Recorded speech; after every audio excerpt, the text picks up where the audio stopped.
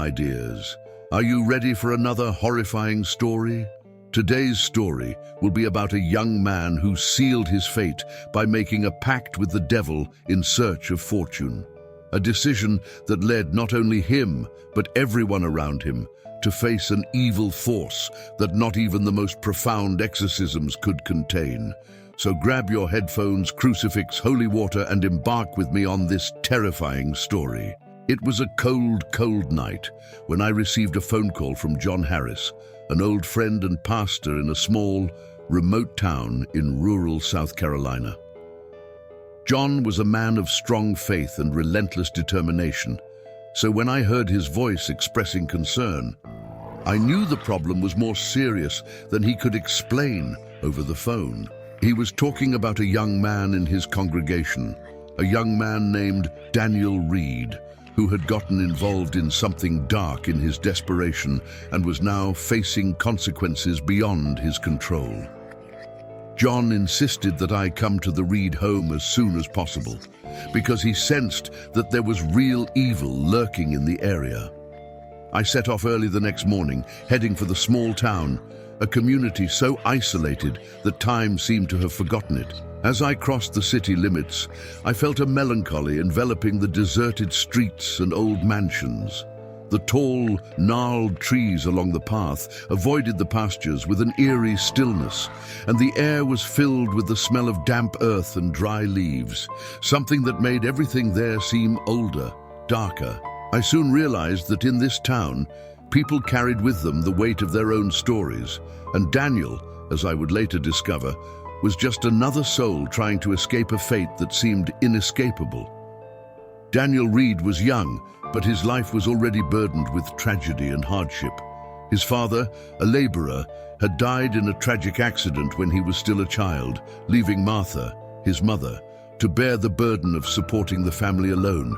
Martha was a simple, dedicated woman who earned her living as a seamstress and did her best to provide a decent life for Daniel and his younger sister, Emily.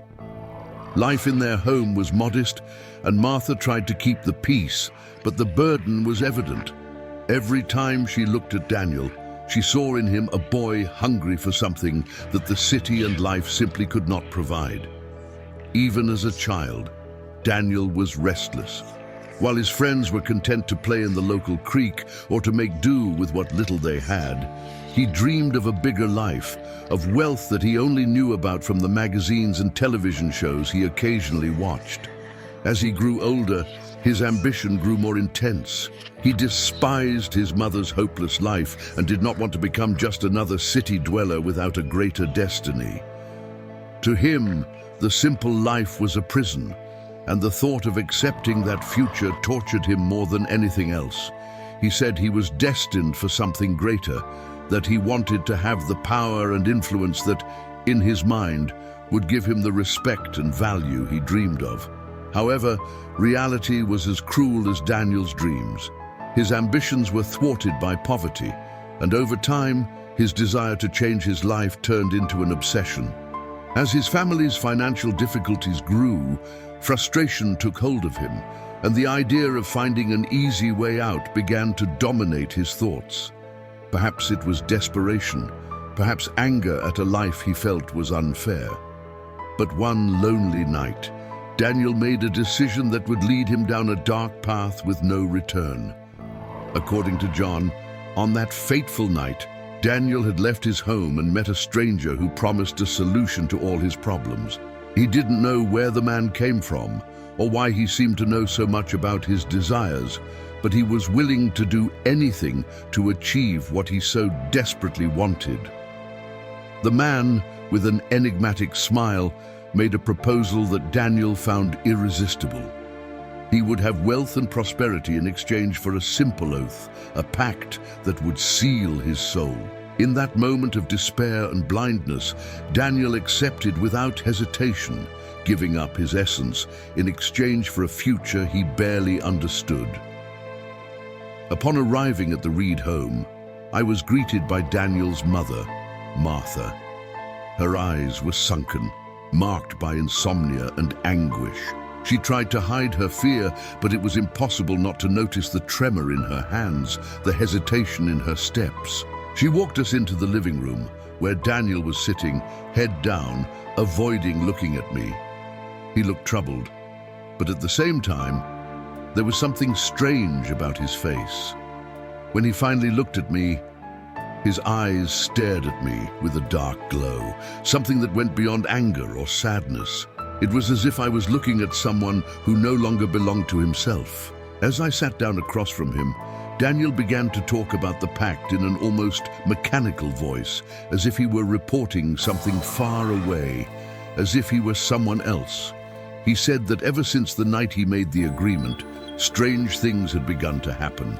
At first, they were small things. Shadows appearing where they shouldn't be, voices calling him at night, nightmares that woke him up in a cold sweat. But over time, the manifestations intensified. He began to hear a voice, low and persistent, telling him to do things he didn't want to do. It told him that his soul was marked, that there was no escape. Each time he tried to ignore it, the voice grew louder, and with each attempt to resist, he felt something dark taking over his body, like a presence that infiltrated every fiber of his being. His mother, Martha, watched, her gaze fixed but distant at the same time. I asked her about what she had witnessed in the last few weeks, and her response came with a sadness that seemed to weigh more than her words. She said that Daniel had become another person, a stranger in his own home. He walked around the house like a ghost, mumbling words that no one understood, and sometimes smiling unsettlingly as he stared into space. Even Emily, his little sister, was starting to be afraid to approach her brother. One night, Martha heard Emily screaming in her room, and when she ran to see what was happening, she found the girl huddled in a corner, saying that she had seen Daniel's face in the mirror, but it wasn't him. The horror of that scene chilled me, but I tried to remain calm. I asked Daniel if he understood the consequences of the pact he had made, if he knew what he had done by selling his soul. He responded with a sad smile, a smile that seemed to mourn something irreversible. "I just wanted to get out of here, Pastor," he said. "I wanted to have a different life, to be someone people respect. I never imagined it would be like this." That first night, I began to pray in the Reeds' living room, but the atmosphere around me seemed unrelated, as if something in the very fabric of the house was escaping my words. I felt a strange pressure in my chest, a chill that seemed to rise from the floor and rise up through my body. As I prayed, Daniel began to tremble, his eyes rolling back in his head, and he mumbled incoherent words, sentences that made no sense but that sent shivers down my spine. When I finished, he looked exhausted, as if the prayer had drained him of strength, but the atmosphere around him remained dense, and I knew that the evil that possessed him would not dissipate easily. In the days that followed, I witnessed increasingly intense manifestations. It was as if the entity that inhabited Daniel was gaining strength, as if the pact had rooted an evil force in the heart of that house. The first night was only the beginning of the nightmare that was to come. The nights at the Reed house began to turn into a series of horrors that only intensified. With each prayer, with each attempt at exorcism, it was as if we were poking something beloved and deeply evil, which woke up and grew more and more furious. I was used to dealing with dark forces, but what inhabited Daniel seemed different, more cruel and implacable. On the second night, something strange happened. As we prayed, Daniel sat in a chair with his hands tied to prevent injury. Suddenly, he began to shake violently, his body bending at impossible angles, as if a force were manipulating him like a puppet. His eyes, which had been rolled back, focused on me with disturbing intensity, and a guttural voice came from his mouth. Do you think you're going to get me out of here, Pastor? I'm older than the creation of the world itself, and stronger than your prayers." That voice seemed to come from within Daniel, but it was cold, and distorted, as if it came from a place where light had never reached. My entire body shivered, and I realized that this was no simple possession. It was as if Daniel had made a bargain that brought him an evil that was now deeply rooted, a force that had no intention of leaving. After this incident, the situation only got worse. The following nights were marked by visions and noises that left us on the verge of despair. Martha, Daniel's mother, began to hear suggestions in the hallway, voices calling her name, mixed with macabre laughter and words in an ancient language. Each night, the sound intensified until she began to avoid the hallways of the house, praying quietly to protect herself from evil. Emily, the youngest sister, also began to be affected. The poor girl would wake up screaming in the middle of the night, saying she saw a man with empty eyes at the foot of her bed, watching her with a sickly smile. She said the man called her by name, that his voice was like the sound of things breaking and shattering, and that he promised to take her with him. The windows of the house shook with each prayer, as if an invisible force was banging on the walls, trying to get in. The lights flickered, and a horrible smell of rotting flesh permeated the air. And worst of all, Daniel, while possessed by this entity, seemed to know things about the deepest, darkest secrets of each of us, things that no one should know. He spoke of past sins in subtle ways, as if planting doubt in our faith, trying to weaken us spiritually. One morning, while we were trying to have another prayer session, Daniel surprised us. In a moment of complete silence, he began to recite the names, one by one, of people John and I had known in past cases. With each name, he said, we felt a greater weight on our chests, as if the entity was participating in evoking painful memories and blaming us for the souls we were unable to save. And then he stopped, looked at us, and said, in the cold, calculating voice of the entity, "You have saved no one. You are weak, and I am eternal."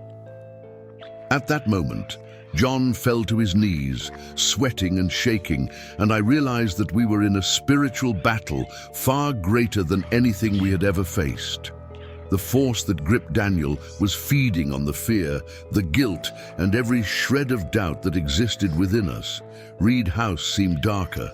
The walls, once white and weathered, began to darken, forming patches as if something was seeping into the structure of the house.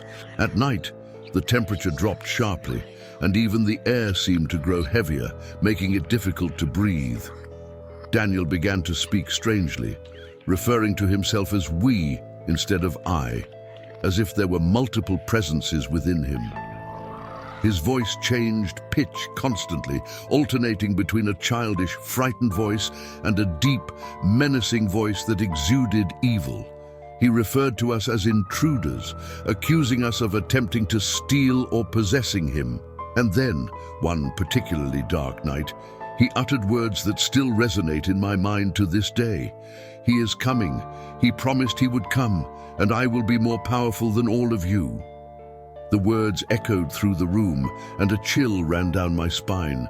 Whatever Daniel had summoned was no mere entity. It was something ancient, something he believed promised a power beyond human comprehension.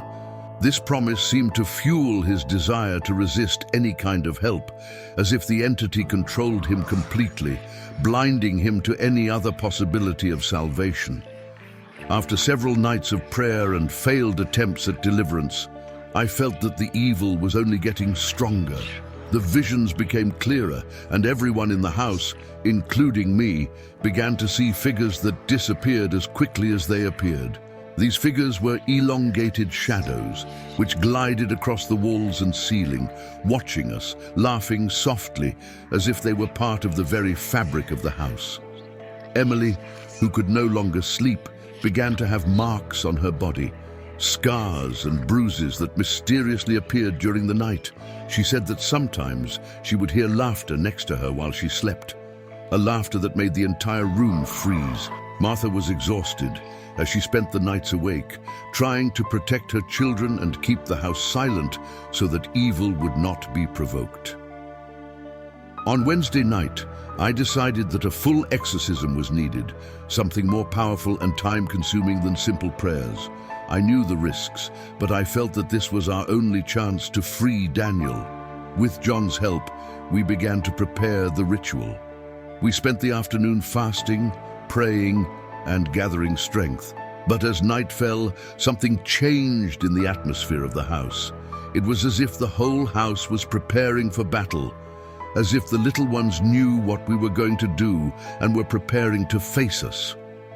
As we began the exorcism, Daniel began to laugh, a laugh that spread throughout the house, making the walls shake. He began to pronounce my name and John's, mocking us, saying that our faith was useless, that our struggle was in vain.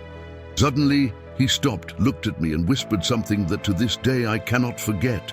"I've been here before, Pastor. I know each one of you, every thought, every mistake. Your faith, it's weak." At that moment, the temperature in the room dropped significantly.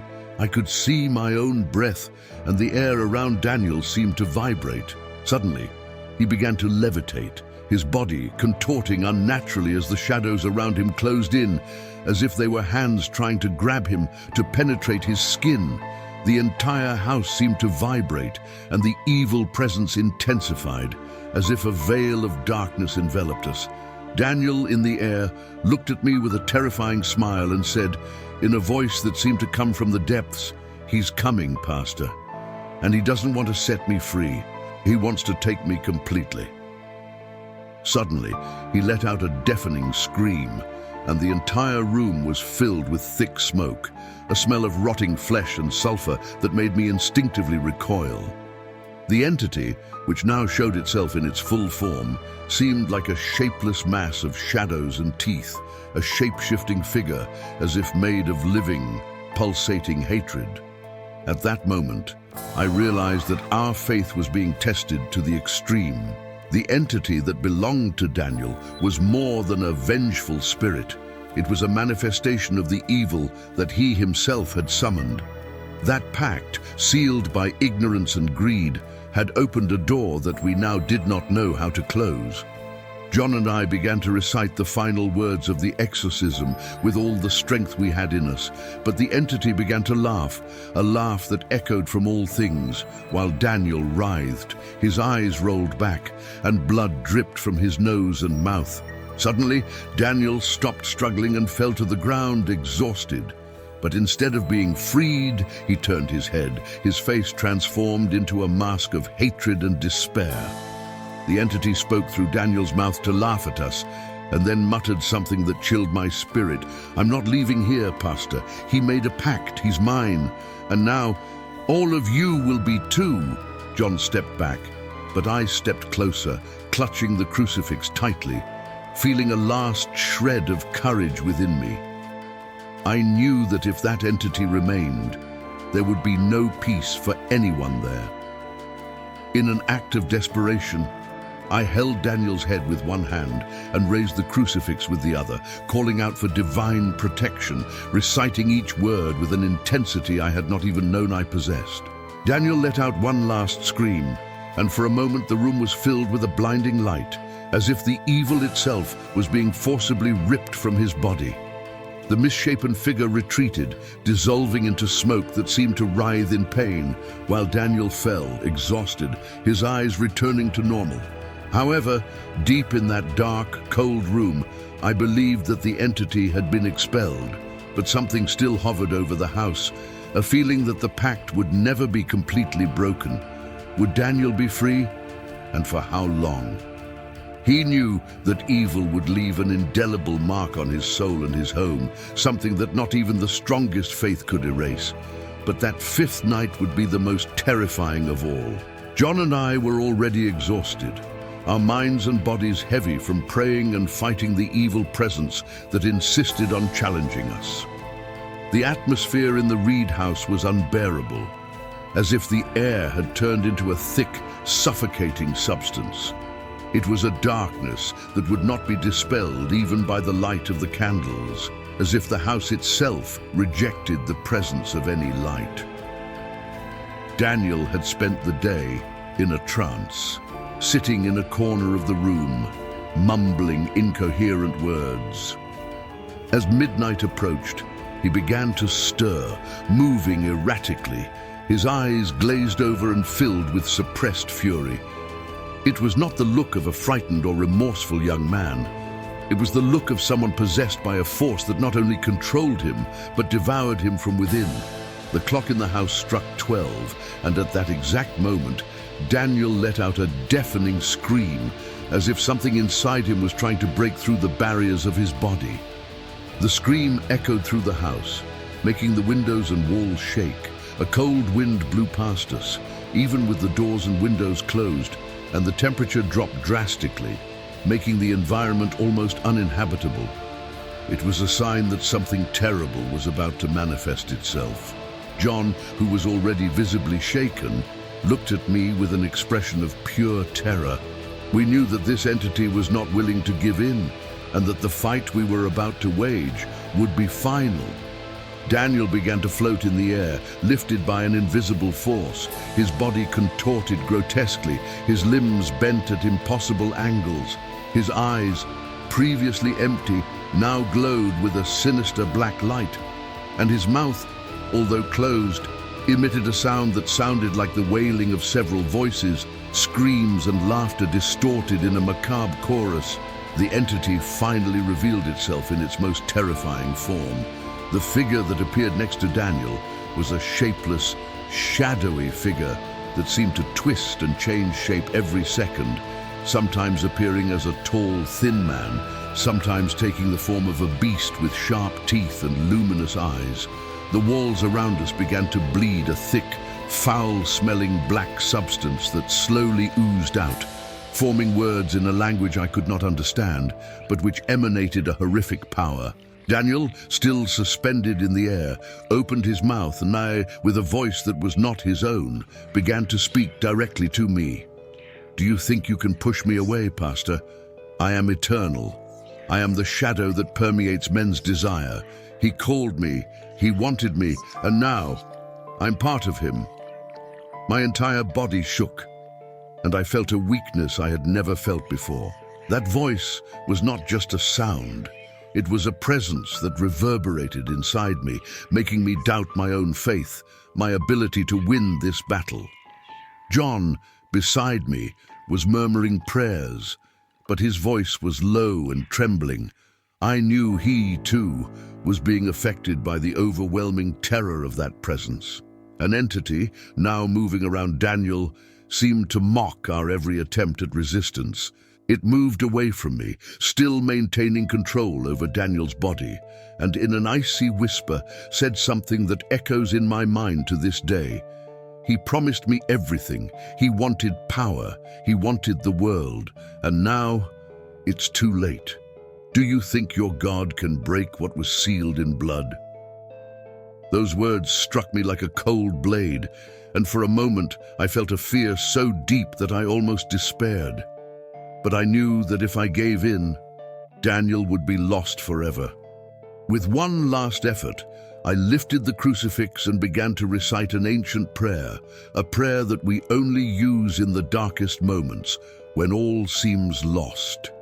Upon hearing the words of the prayer, the entity began to writhe, as if it were being wounded. Daniel screamed, a sound of agony that seemed to come from deep within his soul. His skin began to break out in red marks, as if something were trying to tear his flesh from the inside out. The shadows that filled the room shook violently, and the house itself seemed to want to swallow us. With each sentence I uttered, the entity's shapeless form crumbled and reformed, as if in conflict with the force of the words. At one point, the shadow stopped and stared at me with an expression I will never forget, a mixture of hatred and despair. In a final act of resistance, it began to speak again. But now its voice was a cacophony of many voices at once. "We are many, Pastor. We are all who have fallen, all who have desired what we should not. He is ours and will never be free." The room was filled with a whirlwind of screams, laughter, and suggestions, as if collections of lost souls had been trapped there, all crying out and mocking us at once. The sound was deafening, and I felt as if my mind were about to collapse. John was on the verge of collapse too, his face pale and his eyes wide, muttering softly, words of hope that were growing fainter by the minute.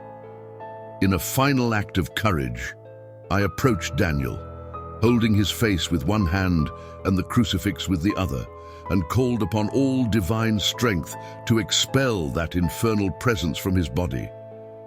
Daniel's eyes rolled back, while the shadow around him dissipated and returned, as if fighting desperately to maintain its dominance. Then something extraordinary happened.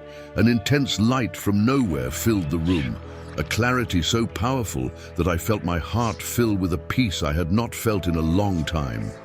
The entity writhed in agony, its shapeless form dissolving completely in the light, while Daniel fell to the floor, exhausted and panting. The shadow twisted one last time, trying to pull itself together, but it was as if it were being sucked into an invisible abyss.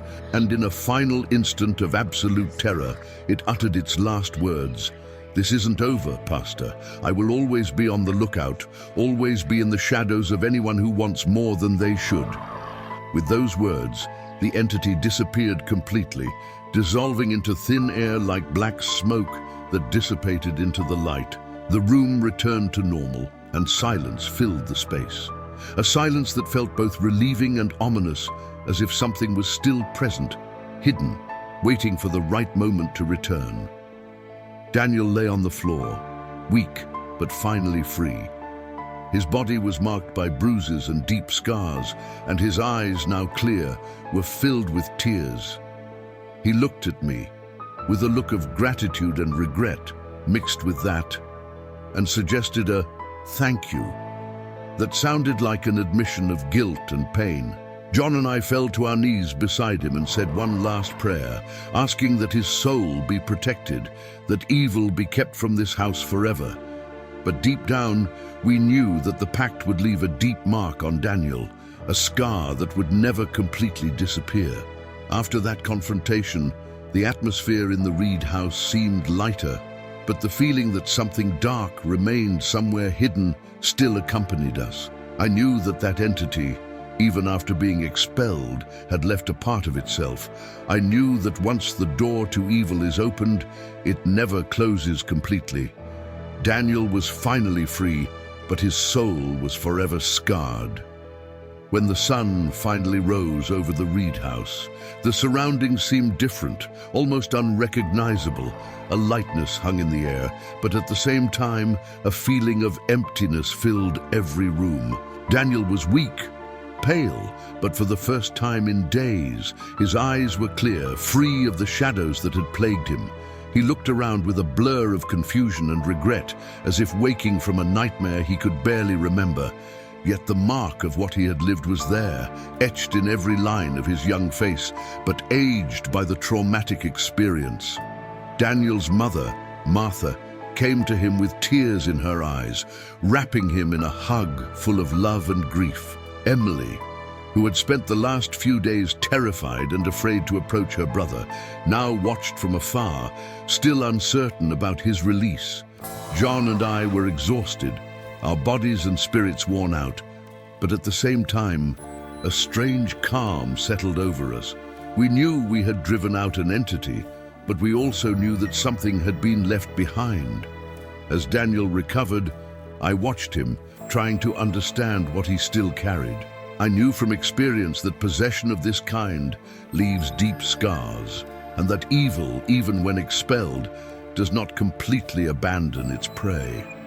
He had been through something far beyond what anyone could describe, something that defied human understanding. That pact he had made with the promise of wealth and power now seemed like a distant and painful memory, a price paid with his soul, even if partially recovered. Over the next few days, I helped the Reed family pack up their things. I advised Martha to leave the house and find a new home to start over, far from any trace of that evil presence. She knew she had been touched by the supernatural, and although she didn't fully understand it, She felt that something invisible still resided there, something that could continue to haunt the family if they stayed. The morning they left, Daniel came to me. He was visibly shaken, his hands shaking and his eyes red, as if he still carried the weight of everything he had been through. He looked at me with the eyes of a man whose life had been changed forever and asked for forgiveness. I just wanted a chance to be someone, to have a better life, but all I got was destruction, he said, his voice thick with guilt. I put a hand on his shoulder and told him that redemption was not easy, but that it was possible. The first step to any liberation is true repentance, and he finally seemed to understand the error of his ways. Before leaving, Daniel confessed something that left me uneasy. At night, he still felt a presence, a shadow that, even in his dreams, seemed to be watching him. He said it was as if something was following him, something he couldn't see clearly but knew was there, always waiting. I assured him that I was free of possession, but I knew deep down that the bond between him and the entity left a trail, a mark that would probably follow him for the rest of his life. As the family left, they looked at behind, watching the Reed house disappear into the distance. John and I said a final prayer outside, asking for protection for this place and for evil to never find a way to return. Still, as I walked through the empty hallways, I felt a familiar chill, a feeling that something was watching us, an invisible presence, a mark that might never be erased. The house seemed enveloped in a strange silence, a heavy silence.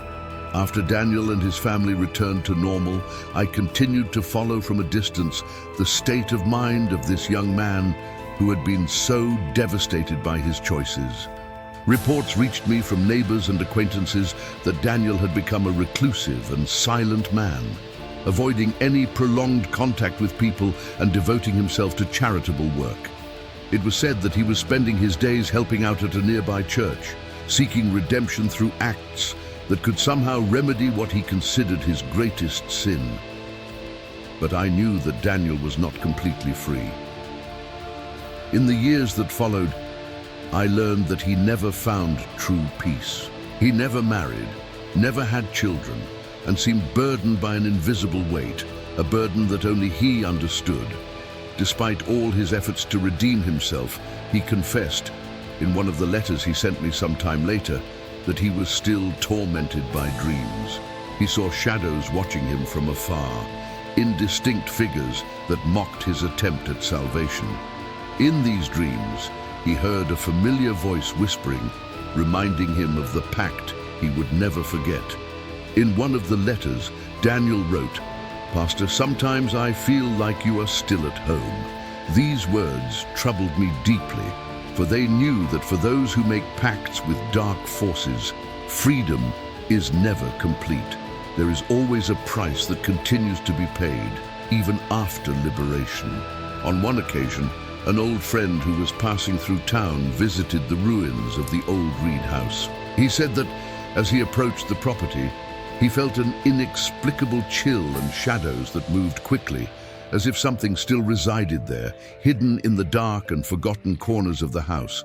Perhaps they were just stories, perhaps rumors of a house marked by the supernatural. But after what I experienced there, I knew that certain places and certain pacts are never completely free of the evil that once inhabited them.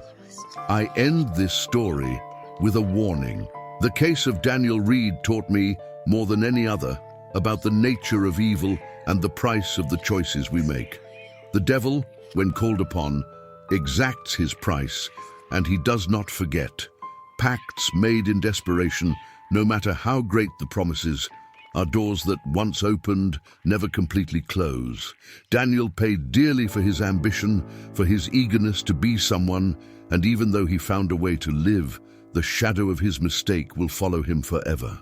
As a pastor, I have learned to help people face their demons, to guide them back to the right path, but there are forces that are beyond human understanding, forces that feed on the desires and weaknesses of those who, in moments of desperation, seek shortcuts.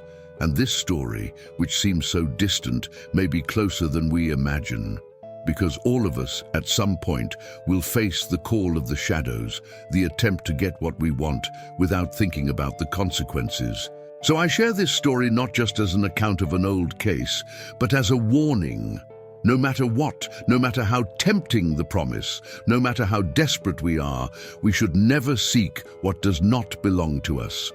There are forces that wait patiently for someone to lose their way, for someone to give in to desire and open the door to evil. And once that happens, it will always be there, in the shadows, waiting for the moment to return. I hope Daniel finds peace at some point in his life, but I know deep down that the bond with what he has summoned will never be completely undone. He lives a life marked by regret and a search for redemption, but his past is a burden he will carry until the end. And as for the house, it remains there, a dark reminder that some doors never close completely. So if you, the listener, ever feel like you're on the edge of a precipice, searching for something that seems distant and unattainable, remember the words of this old shepherd. The easiest path is the most dangerous, and evil always exacts its toll. Let this story be a reminder that the attempt is always within reach, but that the courage to resist is the only shield against what lurks in the depths of despair. May God be with you, and may you never seek to open the doors to the shadows. If you liked this story, subscribe to the channel, like it, and activate the bell so that YouTube notifies you of new stories. Tomorrow, I'll be back with another terrifying story. Goodbye, beloved, and don't forget, stay in the light, because evil will always be lurking.